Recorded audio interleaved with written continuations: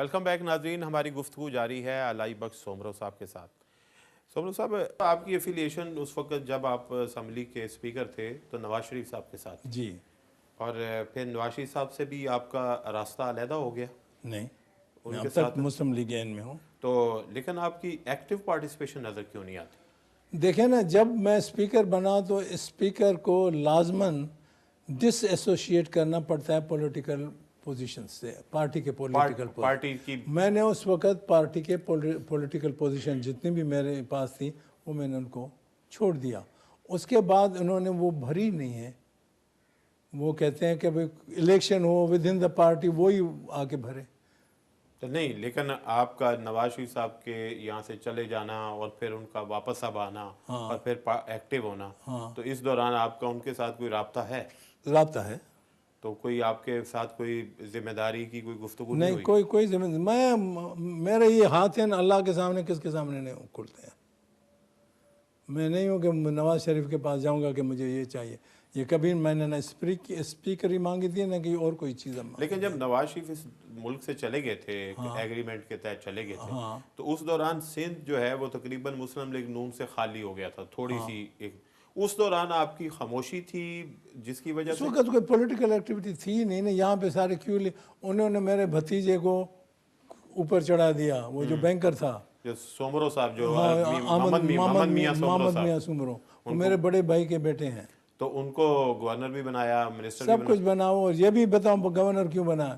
یہاں پہ جنرل عثمانی تھے، ان کا بیٹا بیچارہ بیمار تھا، اچھا، اور اس وقت محمد میاں نیشنل بینک کے پریزیڈنٹ تھے، اور نیشنل بینک کو 3 تو بہت اہم سہولیتیں ہیں۔ کون سی؟ اکوموڈیشن ہر ایک شہر میں ہے، نیشنل بینک کی برانچ ہر ایک ملک میں ہے، ملک کے ہر شہر میں؟ ہر شہر میں ہے۔ اس کو اکوموڈیشن ہے، ان کو ٹرانسپورٹیشن کی کوئی تکلیف نہیں ہے، ان کا کانٹیکٹ وتھ میڈیکل آفیسرز بہت اچھا ہے۔ اچھا، سو ہی سروڈ عثمانی صاحب، عثمانی صاحب جنہوں نے مشرف صاحب کو کول آنے میں پورا رول پلے کیا کراچی۔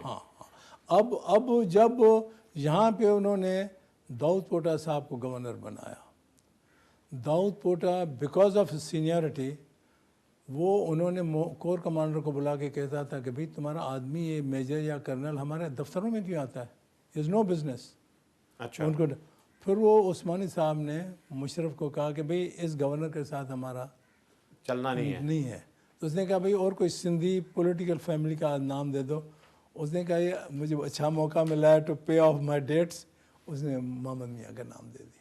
تو انہوں نے ایک جو سروس دی سی اس کے بدلے میں انہیں گورنرشپ ملی، بالکل، پھر تو وہ نگران وزیر اعظم بھی بنے، سینٹ سب کے کچھ چیئرمین بنے، بنے، لیکن اتنا کچھ۔ وہ تو یہ تو پھر ایک طرح کی جو ہے وہ ایک پوری ایسوسیشن ڈیولپ کی انہوں نے اس کے ساتھ۔ بالکل لیکن میں بات کر رہا تھا کہ نواز شریف صاحب کی، جی، کہ نواز شریف صاحب آپ جس طرح کی پالیٹکس اب کر رہے ہیں، آپ کے خیال میں کیا یہ ایک نیشنل لیول کی پارٹی کو اسی طرح کی پالیٹکس وہ کرنی چاہیے؟ کہنا چاہتے ہیں، وہ کرنا چاہتے ہیں، لیکن وہ پنجاب سے اب تک نکلے نہیں ہیں، پنجاب کو زیادہ توجہ دی ہے، اور اس کے لیے بھی میں لازمی سمجھتا ہوں، کیونکہ 4 صوبے ہیں، چاروں صوبوں کی حکومتیں اپنی اپنی ہیں، زبان اپنی اپنی ہے، ہسٹری بیک گراؤنڈ علیحدہ علیحدہ ہے۔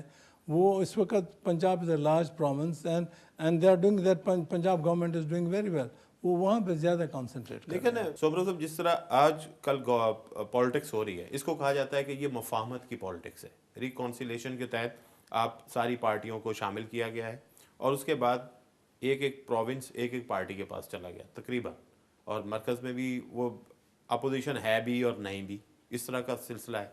تو یہ فارمولا جو ہے، جو 3 سال گزرنے کے بعد ہم دیکھ رہے ہیں کہ پبلک اسی طرح جو ہے وہ اس کے مسائل ہیں، کوئی اس کا مسئلہ حل نہیں ہوا، تو مفاہمت کی سیاست کو آپ کس نظر سے دیکھتے ہیں؟ دیکھیں نا، مفاہمت کے سیاست کو یہ ہے کہ ان کا خیال ہے کہ ہم 5 سال پورا کریں، ہسٹری میں آئے تو سی کہ الیکٹڈ گورنمنٹ نے 5 سال پورے کیے، بھٹو صاحب نے بھی 5 سال پورے کیے تھے، لیکن ہی اینڈیڈ بیڈلی، ہی اینڈیڈ، یہ چاہتے ہیں ساری پارٹیاں مل کے 5 سال پورا کر کے پھر اب یہی سنتے ہیں کہ all the political parties want to get together and plan their future.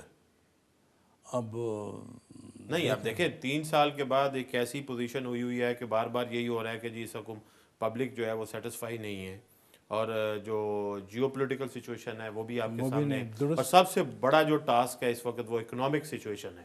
Sir economic situation ہے، لیکن اگر نیچے چلے جاؤ تو عوام جو ہے which forms 90% of the population here, ان کو 3 چیزوں کی ضرورت ہے۔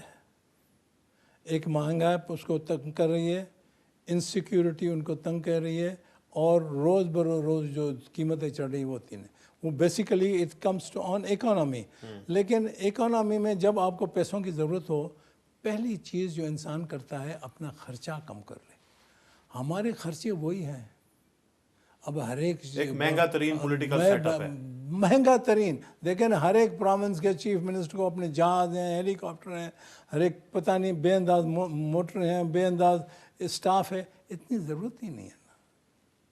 اب minister should have 1 secretary and P a and 1 کار۔ سمرو صاحب ہماری گفتگو جاری ہے، ایک بریک پہ ہمیں جانا ہے۔ بسم اللہ۔ ناظرین ہمارے ساتھ رہیے گا، ہماری گفتگو جاری ہے، ملتے ہیں ایک بریک کے بعد۔